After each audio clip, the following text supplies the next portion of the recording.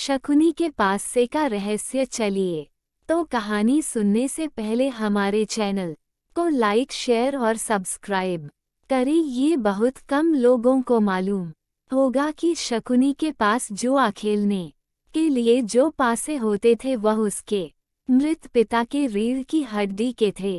अपने पिता की मृत्यु के पश्चात शकुनी ने उनकी कुछ हड्डियां अपने पास रख ली थीं। शकुनी जुआ खेलने में पारंगत था और उसने कौरवों में भी जुए के प्रति मोह जगा दिया था।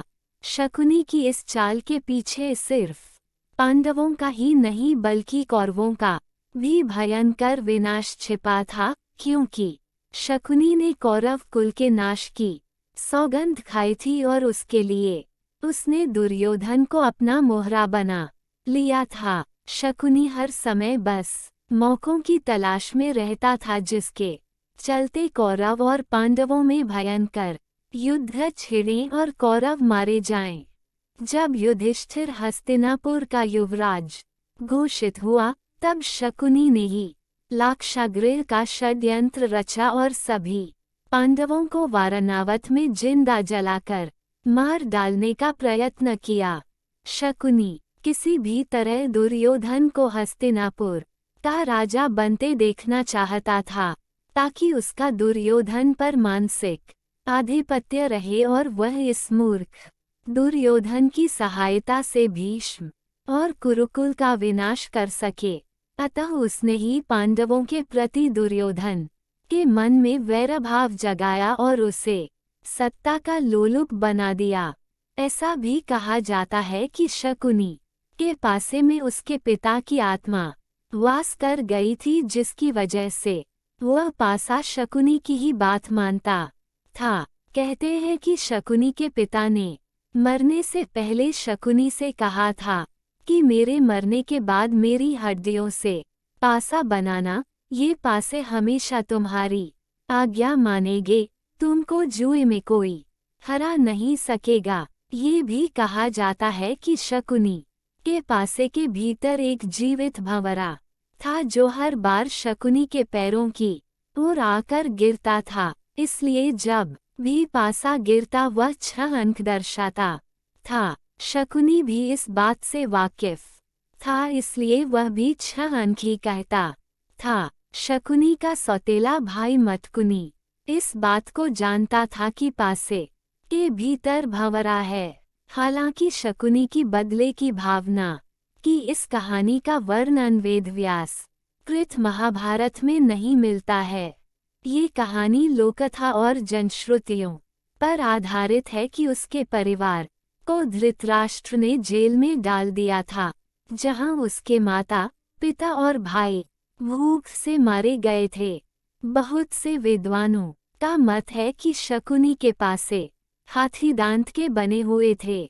शकुनी मायाजाल और सम्मोहन की मदद से पासों को अपने पक्ष में पलट देता था। जब पांसे फेंके जाते थे तो कई बार उनके निर्णय पांडवों के पक्ष में होते थे, ताकि पांडव भ्रम में रहे कि पासे सही। शकुनी के कारण ही महाराज धृतराष्ट्र की ओर से पांडवों व कौरवों में होने वाले विभाजन के बाद पांडवों को एक बंजर पड़ा क्षेत्र सौंपा गया था, लेकिन पांडवों ने अपनी मेहनत से उसे इंद्रप्रस्थ में बदल दिया।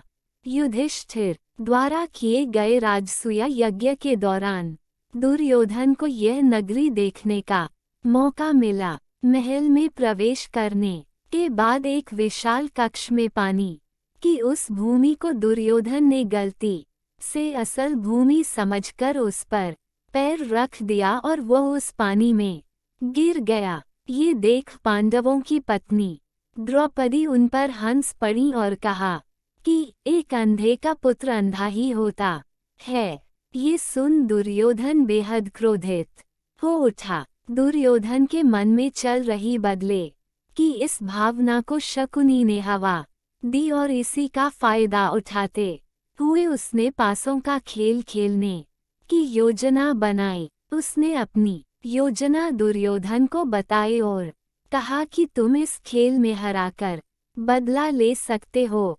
खेल के जरिए पांडवों को मात देने के लिए शकुनी ने बड़े प्रेम भाव से सभी पांडु पुत्रों को खेलने के लिए आमंत्रित किया और फिर शुरू हुआ दुर्योधन व युधिष्ठिर के बीच पासा फेंकने का खेल। शकुनी पैर से लंगड़ा तो था, पर चौसा अथवा द्यूत क्रीड़ा में अत्यंत प्रवीण था। उसकी चौसा की महारथ अथवा उसका पासों पर स्वामित्व ऐसा था कि वह जो चाहता वे अंक पासों पर आते थे। एक तरह से उसने पासों को सिद्ध कर लिया था कि उसकी अंगुलियों के घुमाव पर ही पासों के अंक पूर्व निर्धारित थे।